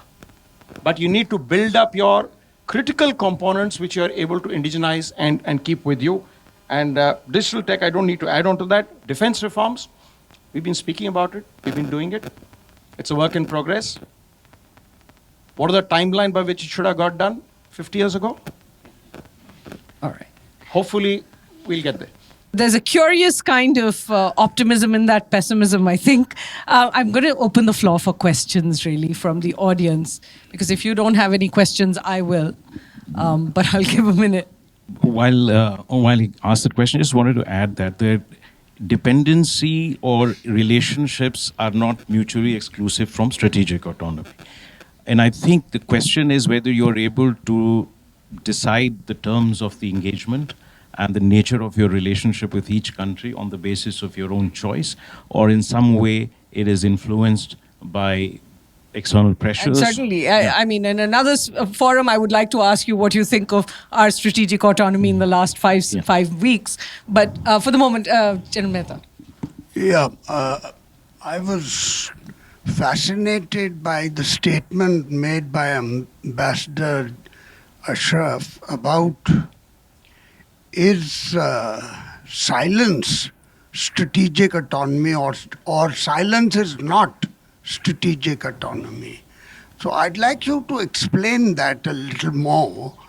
And with regard to comparisons on strategic autonomy, I would take you back to our agreement with the Soviet Union in 1971, which was a strategic alliance and not a partnership, but it was called Treaty of Peace and Friendship.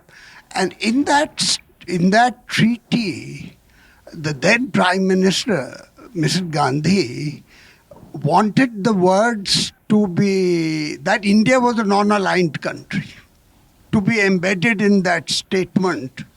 So the importance of this strategic autonomy is related to that. And my question for the Admiral is that this new treaty, the reloss, whatever that, it's completely staggering, because for the first time ever, you will have on Indian soil Russian aircraft, Russian troops, and God else knows what. Is this fake news? Or is this going to be a reality? Because that questions your strategic sovereignty. Any more questions? Because we'll have to close after this. Please go ahead.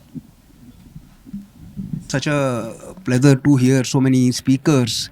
But in the whole discourse, we haven't talked about, this rule-based world order or, the multilateralism dying. So, I mean, is it no place for that now left? Or do we think that over a period of time, this will emerge again? So I just wanted to... Sure, that's an important question. And every kind of multilateral order is going away. Yeah. I've just heard about an hour ago that the UAE has decided to walk out of OPEC as well, adding to the chaos in general in the theory. And there was one gentleman over there. Hi, good evening. My question for the panel is, what would it take for the bipartisan national consensus on foreign policy in India to re-emerge? Thank you. Bipartisan, that's interesting. And Aapka? Yeah, Mr. Ashraf, you try to establish that Russia and France are our consistent friend.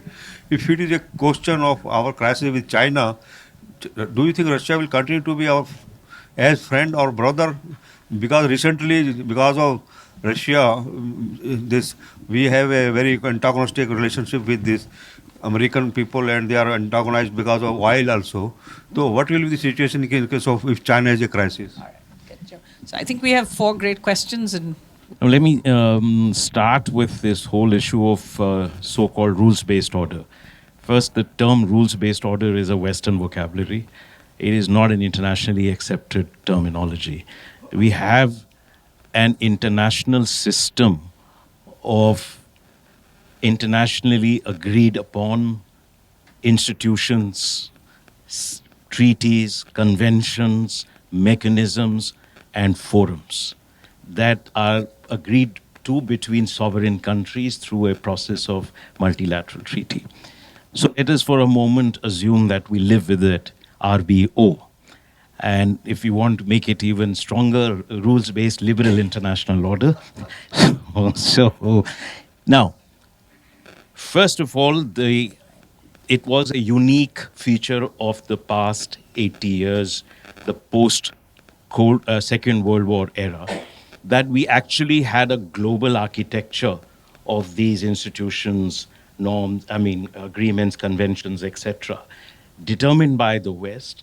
And it was, in a sense, flawed and disorderly. It had marked by breaches and exceptionalism, but it was in some sense held together by as I said, the illusion of its sanctity. And in many ways, the economic dimensions of it actually worked when it came to the Bretton Woods institutions, the trade institutions, not necessarily the political and the security architecture. So if you have, but today what has happened is that the United States, which led the creation no longer finds this international system either useful or attractive. And it did not start with President Trump. It started actually from the beginning of this century. And it accelerated after the 2008 financial crisis. Remember, President Obama was the first trade hesitant president. It was followed by trade hostility. Then we had an interim of President Biden, who was a relic from the Cold War era, but he held on to the trade measures of President Trump. And now you see where we are. So I think that international order is behind us. Those who were not part of the creation of that international order have no love for it and will certainly not want to uphold it. I mean, and the newly emerged major powers, and emerging powers like us, will certainly not feel that the order that was actually of which we were at the receiving end on many occasions is the right international order. We would like the multilateral system to bring in back stability as far as economic areas are concerned, and finance and trade, etc. But I think we can write off WTO for good, because the United States clearly believes that it will not subscribe to the rule-making dimension of WTO's powers. That it cannot be another country that makes binding rules for what the United States does. It's a bipartisan consensus on it. So where are we now? We are in that post-order moment, and we are living with the debris of a broken system and the confusion that follows the end of everything. What follows from now? It is not necessary that there will be a orderly order or one that is governed by or managed by an agreed system. For much of human history, it did not exist. So you may be back to the past where you will see power over norms, territorial ambitions, you will see resource scramble, as we have seen during the colonial era. We are seeing with critical minerals now and in oil. And you're back to trade pessimism, beggar thy neighbor policy. You're back to racism and identity rather than values-based politics, both domestic and internationally. So you may end up also with the overall fragmentation. It's already happening. Financed 3/4 of the foreign direct investment has moved in geopolitical countries with geopolitical trust, not according to market. Trade is getting reordered in the same way. There are 375 bilateral and regional FTAs. So you're seeing this sort of a situation arise in the world. So this is precisely, for me, the time when you think that when the need for strategic autonomy is stronger than ever, because there is nothing that you can take as fixed. So the idea that you should be basing your policy choices on, as Ambassador Shamsaran said so eloquently, oh, he's my friend or my enemy, that doesn't arise anymore. It is a calculation of interests and the choices that you make. You need sovereignty of thought for that. You need independence of assessments for that. And you need that national will and cohesion in order to be able to pursue that kind of a path. So to me, I do not see necessarily the restoration of the order that we all grew up with, or that we have seen for the past 80 years. Vice Admiral Singh, would you like to take the question on Russia and the question on Russia and China? Two questions I'll try and take on. The first is the reciprocal logistics support agreements that General Ashok asked about. This is the 7th logistics support agreement that we've signed.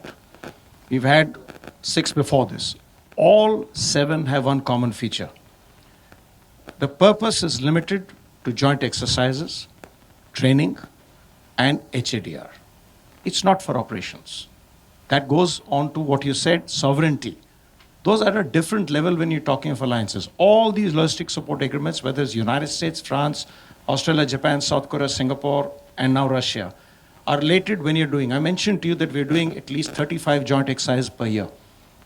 Your challenge of being able to, even simple day-to-day challenges of provisioning for your troops when they go across over there, or your ships or aircraft, the logistics support agreement is just a vehicle to sort it out. Otherwise, you're going to the ship chandler each time. And then you're coming back for payments. It simplifies that you're able to directly demand support from the host military, and your method of accounting is sorted out. That, as a nutshell, that is what it is. There is no obligation for operations at any particular time. In fact, we had one, what is the fuel exchange agreement, which we used for anti-piracy. Till such time as Lemur came in, today even for anti-piracy, you can't use Lemur because Lemur so, like all the others, is very restrictive for the purpose for which it can be used. Now, we have been carrying out and sending troops to Russia for exercise for the last 5 years, sir. We've been sending joint exercises. We've been sending up to a company level, one occasion a battalion of troops. We've been sending ships, we've been sending aircraft. On each of those occasions when we've gone across over there, nobody has said we violated Russia's sovereignty.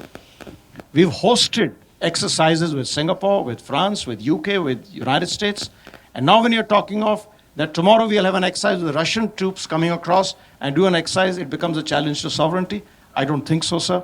I think the agreements that have been put in place are adequately robust and strong. There's no issue on that part of it. Second is the question that you asked, sir, about would Russia help vis-a-vis China? Sir, any country, anywhere, is going to get involved in your conflict to the extent, and any kind of conflict, could be non-violent conflict, to the extent that it impinges on their security and strategic interests. Now, if you are in a position where you can intertwine their strategic interests or portray that their interests are getting affected, they will leverage to that point. Does that point go to the extent of military force? It did for NATO till a few months ago. For us, it has mostly been on diplomatic or supply, or at the best you can hope for is leveraging information to a certain point or getting spares in time. But for us, the best helping hand has always remained the one at the end of our own arm. And that's not going to change. Would you be able to leverage Russia to a point vis-a-vis they apply pressure on China? They've done it in the past. The Soviet Union has done it in the past, up to a point. To the point that their interests are getting affected. And the same will apply to any other country. They will chip in to the point that their interests are getting adversely affected. And there will come a point where they do a cost-benefit analysis. And if you are winning, as it happened in Kargil, as it happened in Galwan, if you are winning, you'll have enough people suddenly expressing support for you. Till that stage, you will get the good advice. All right. I'm going to stop over here itself because we have to move on. But I think what seems very clear is there's never been a greater need for strategic autonomy. Unfortunately, there's never been more challenges for strategic autonomy. I just wanted to say, because this is often the discourse even in think tanks and media, and there is a question of whether we are on this side or that side. Am I wrong in saying this? This is often whether we are pro-US, pro-Russia, pro-China. We often tend to look at the relationship as end in itself, not through the lens of our national interest. So the desire sometimes to maintain or sustain a good relationship because the relationship is good sometimes overwhelms our thought process. And when you position yourself internationally as a counterweight or as an alternative to country X, any country it could be, then there are four problems. One, of course, is you lose your agency of autonomy. But there are four practical problems. One is that if you take, let's say, the United States, they have abandoned the alliance systems. I mean, they deal with each relationship on extractive possibilities or perceived grievances. Second, this is something of a bygone era, the notion of fixed alliances or partnerships of that nature. Third, the economic model that led to the rise of Asian powers in 50s, 60s, 70s, which was based on transfer of technology and investment in return for a security partnership in the Cold War era, is no longer attractive to those who started it. I mean, they will not want to repeat that. That's what led to the rise of China and what led to the rise of Asia. They've actually said it. Yeah, they've actually said at the Raisina dialogue. And the fourth and very important point here is that today, those very countries are seeking the technology from Asian powers because they no longer have the capacity to do it. And so you're seeing Taiwan being coerced, Japan being coerced, you're seeing Korea being coerced to invest, or China being invited to Europe. So this is a completely changed dynamics. And we must remember as we scan the world that there are 2,000 critical bottleneck products in the world. that shape the global value chain. 66% of those come from Korea, Japan, and China and Taiwan. 37% of that comes from China. You've got to find a modus vivendi. Also, if you have your ambitions of strategic autonomy and of industrialization, to be able to manage this whole complex web of geopolitics, geoeconomics, and techno-strategic future in a way that will require a lot of national will and skill. I'll just add on to one point to the question that Ambassador Saran asked Ambassador Sham Saran when he spoke about challenges and opportunities. I believe with the turbulence that we are seeing right now and the utter chaos of the so-called rules-based order, there never was a rules-based order, as Ambassador Javed said. The next few years are going to be extremely turbulent, extremely challenging. And I think we've got, if I leave the word autonomy out, I believe we have adequate strategic depth and adequate strategic strength to be able to deal with this very high turbulent period that's coming up ahead. It will be a challenge, but I think in a few years from now, we're going to find that maybe the way it's occurred, it's given us the opportunity to break out of old shibboleths, old molds, and create a new niche area for ourselves for the future. Thanks so much, ladies and gentlemen, for listening in and for all your questions. Thank you very much, Suhasini, Javed, and Admiral Singh, for a fantastic conversation and a lovely, lovely discussion. I want to immediately move on to what we have saved for the last, which is the best. We have a master storyteller. Mr. M.J. Akbar needs absolutely no introduction. He is a free-spirited, free-flowing narrator of views of life, a great author, and someone who revels in speaking his mind. And so, Mr. Akbar, please do come and tell us what you have heard of, what you have heard so far, how much do you agree with it, but most importantly, what do you think of what we are discussing today? The floor is yours. Thank you, Pankaj, for this impossible introduction. And then, after having heard the wisdom of, I think, the modern era of India before us, and I mean that very seriously. These are the people you have heard. They have shaped the India that we have seen. They have created the India that we have seen. And we should not underestimate what they have achieved. But maybe,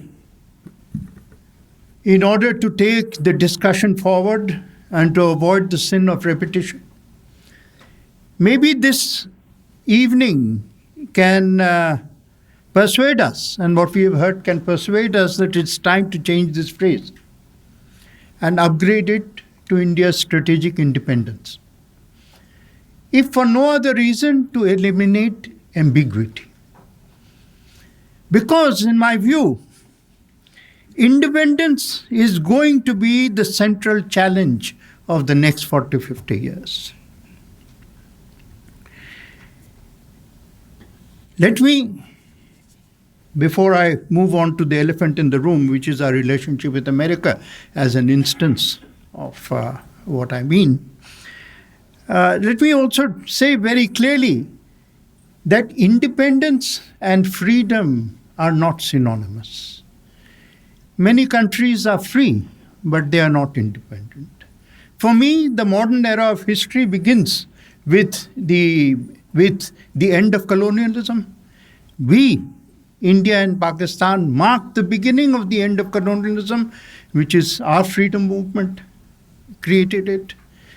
But the two nations that emerged out of our freedom also define the problem and the difference between independence and freedom. India made, as Ambassador Shamsaran and Foreign Secretary Shamsaran said so eloquently, defined independence as the spine, the brain, the mind, and the purpose of our foreign policy. And this was very different. Pakistan, however, went on a very different trajectory. But before I move that, I do want to make a point that the challenge before strategic autonomy or strategic independence doesn't come from enemies, it comes from friends. How to preserve your strategic independence from friends is the challenge of diplomacy, is the challenge that all of you have faced in real terms. Whether you have defined it in these terms or not, I don't know. In fact, the enemy doesn't want you to be strategically, wants you perhaps to be autonomous so that you have fewer allies. And it is the struggle to maintain our independence, eloquently described and narrated by Jawaharlal Nehru. That was the theme of his foreign policy, which established a foreign policy that way. 1947 also marks the understanding of where modernity took us and where it has. And let me, at this moment itself, say that the real challenge before the next 30 years, next 40 years, next 50 years is that one world is dead and the other isn't born. The world that began with the end of colonization and with the end of another great major decision, unprecedented in history, was taken in 1946 and 47. The first we are familiar with, the second we are not. What was this unprecedented decision? And this was for the first time in human history, conquest became illegal. The British Empire was thoroughly immoral, but it was never illegal. Conquest was a right of the powerful nation. Second World War, First World War. Why were they called world wars? Not because the world fought in them, but because they were for the control of the world. The whole world was not involved in them. Conquest was a legal right. Pax Americana, here is the paradox. It was Pax Americana that ended the age of conquest and the creation of the United Nations and the article by which the future, the security structure of the future, the security architecture of the future was built around the idea of sovereignty. So the sovereignty of nation became the building block around which you created the architecture of security. It was idealism. It failed in realism, and failed not least because those who had given us the idea became the guardians of international security, actually became the perpetrators of international insecurity, leading us to where we are today. Just briefly, India and America should have been natural partners. Both are democracies, both have cultural affinities, if not synonymity, and so on. Why were we different? Why did we vote diverse? Because for us, independence was more important, in fact, than alliance and friendship. But America, at exactly the same time, saw the world in a different worldview. In a sense, it wasn't personal. Saw it differently. For America, the famous Kennan memo and so on and so forth. For America, the defense of its idea of freedom became the definitive virtue. Not the defense of sovereignty and not the defense of independence, but defense of its idea of freedom as against the power of the Soviet Union, which represented the alternative idea of freedom.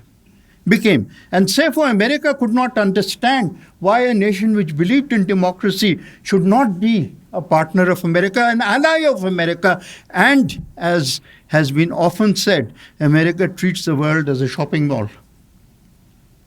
And an alliance with America requires a degree of subservience which Indian foreign policy was not ready to give.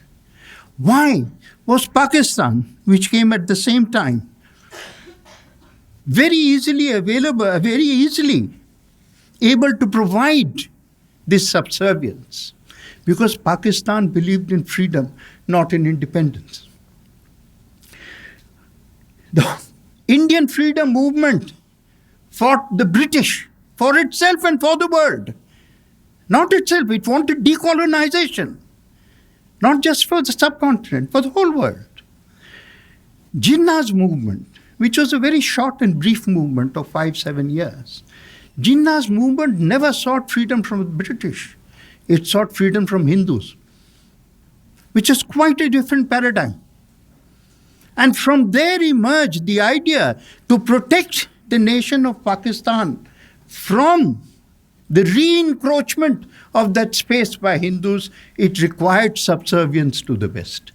And because the deal had come through subservience to the West, Pakistan's foreign policy easily and seamlessly moved into it. I just quickly, Jinnah's understanding of the world was far better than his understanding of idea India or Islam, for that matter. But that's a separate story. But what he's told Margaret Boak-White, that very famous correspondent of Life magazine who traveled around the world, generally providing bad news. A habit which hasn't gone away. The quote, Jinnah came to the conclusion that Britain as a power was over, very rightly so, France as a power was over, that the emerging power on the West would be America. And in 47, September, he tells Margaret Boak-White, America needs Pakistan more than Pakistan needs America. Pakistan is the pivot of the world as we are placed, the frontier on which the future of the world revolves, and in his geopolitics, he was not far wrong. It's still operational. In fact, he sent his friend in 46, M.A. Ispahani, who was the East Pakistan, Bangladesh entrepreneur, industrialist.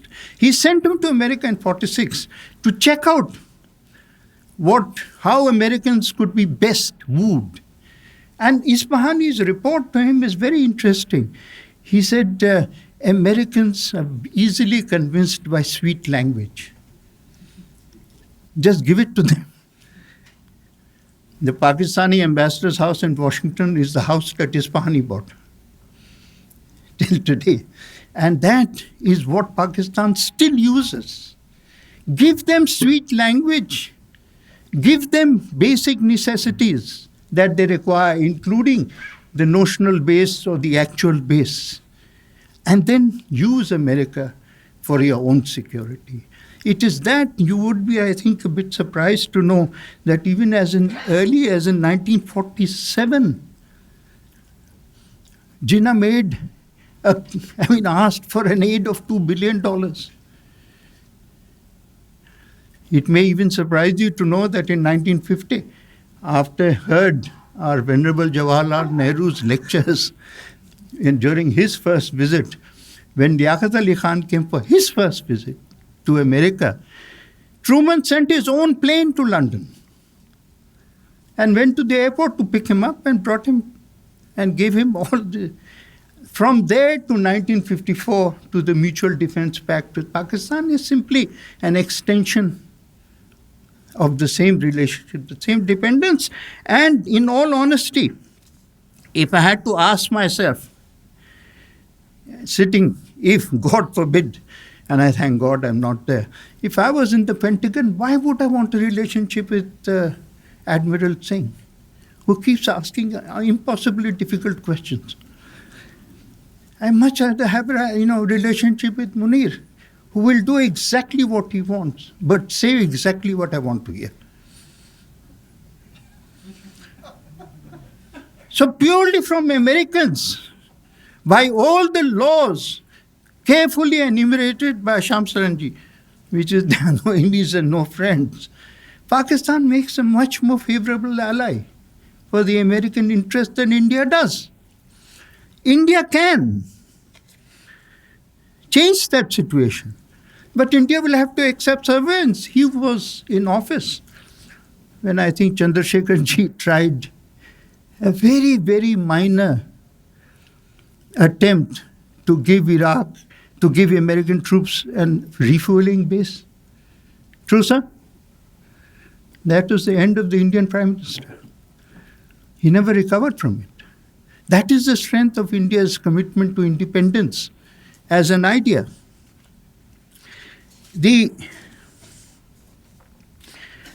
And here, I think I do want to switch to something immediate to connect it. While we hear a great deal about America and Iran and Pakistan and so on and so forth, sometimes the overwhelming presence of Pakistan in our consciousness has made us blind to the most important fact of the present negotiations, which is the absence of Israel.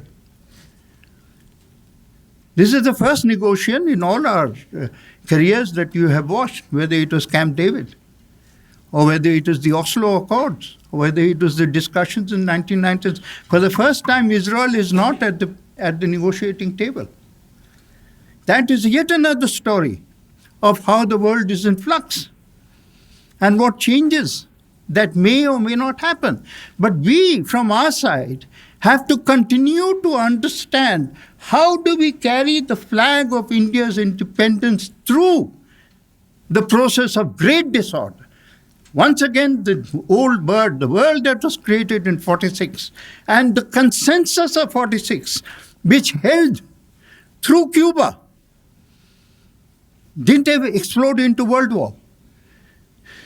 Through Berlin, through even Hungary and East Europe, through the differences over China, through Vietnam, this consensus did not allow conflicts to rise to world wars, to the ultimate confliction, perhaps prevented by the prospect of nuclear Armageddon, whatever might be. Whatever it is, that consensus held.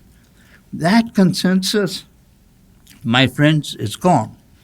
But just as a point of that we are not the only ones who understand the American equation with Pakistan. The country which truly understands it, you'll be surprised to hear, is Iran.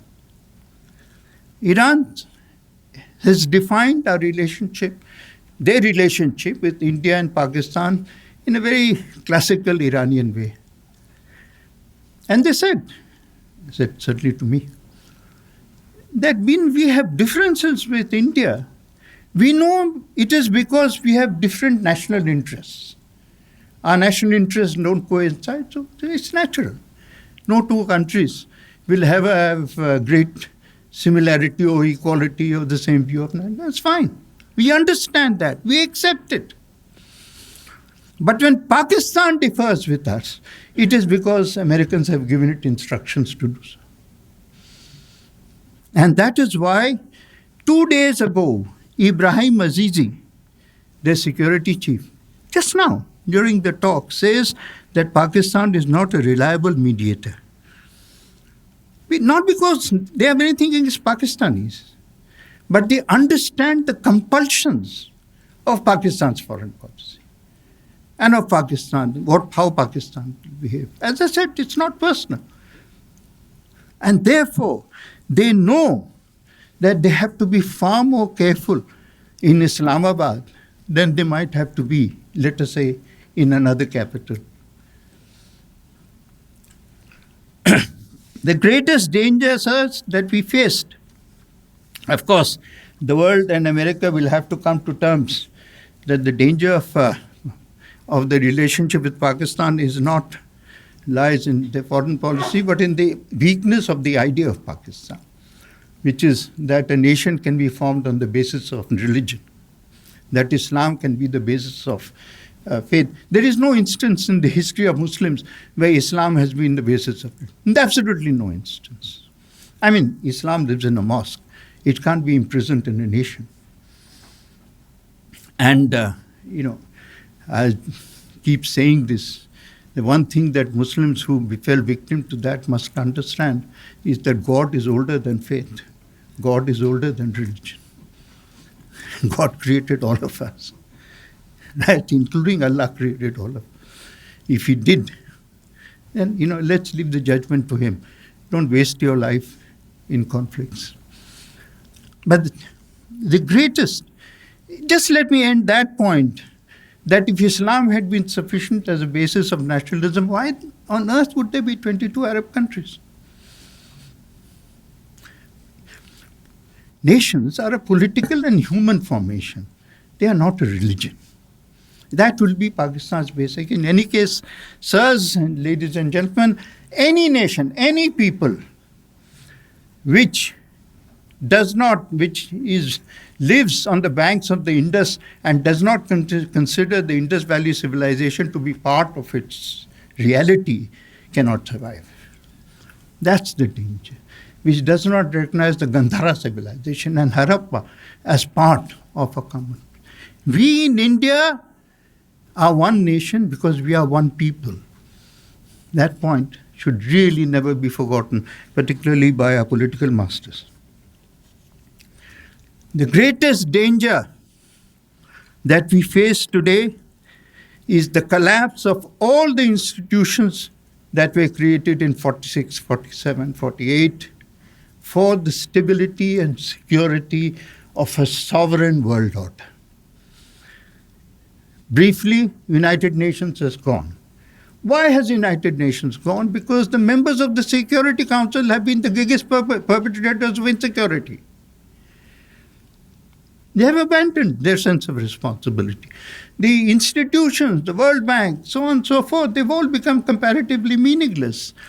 The alliances, military alliances that were created for security, NATO, may be collapsing now. But why do you forget that the Warsaw Pact ended in 1990?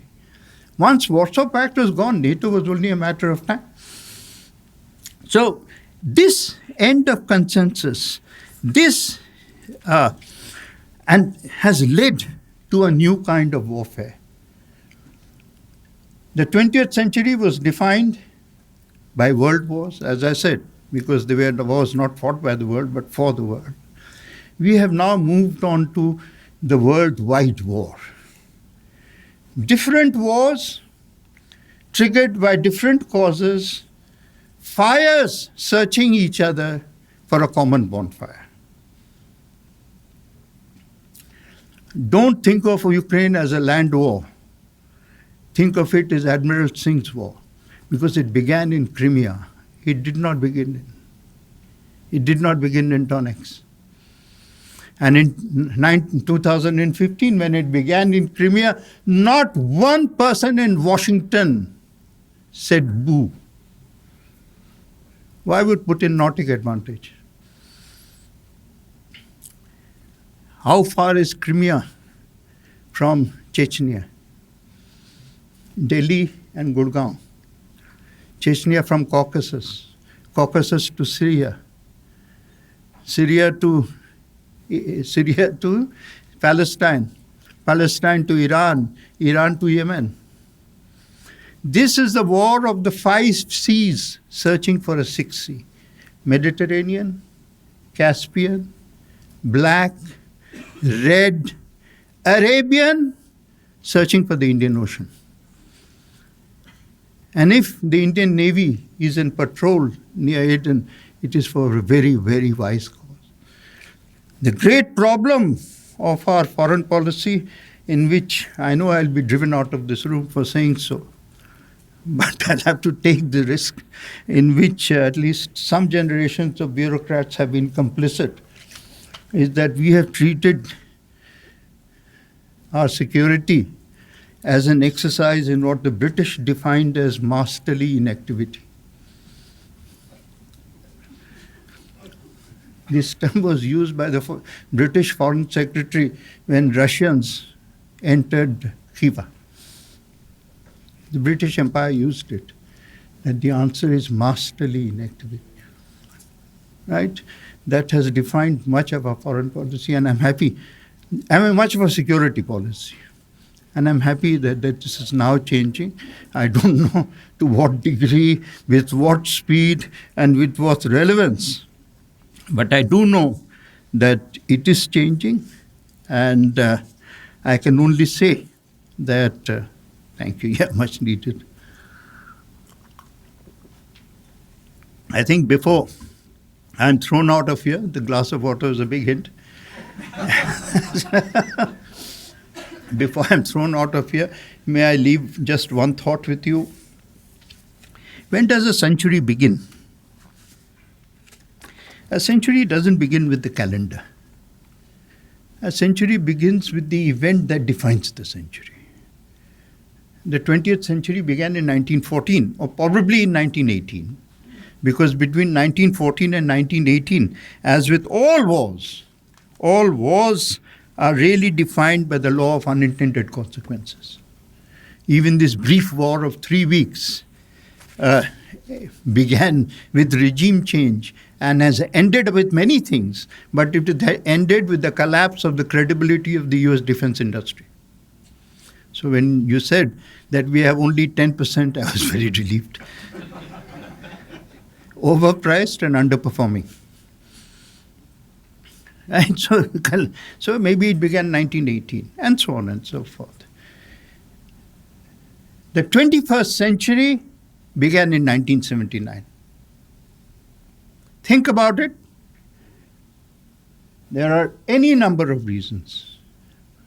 The rise or sudden appearance of the Islamic regime in Tehran, which challenged and then affected America's control of energy flows. Now that in 50 years has become the war of oil and water. Because as you know that without water, oil is impotent. The 1979 saw the Soviet invasion of Afghanistan. 1979 was the beginning of the end of communism. And so on. You'll find many instances. It's worth looking a very long look at, worth, in fact, your attention for study. That century, it's a long century. That century has reached its second major crisis at this point, and we are truly faced with a great, great challenge, which will require not only the abilities of those who are still in office, but truly, I mean this very sincerely, the intellectual capacities of people sitting in this room. Thank you.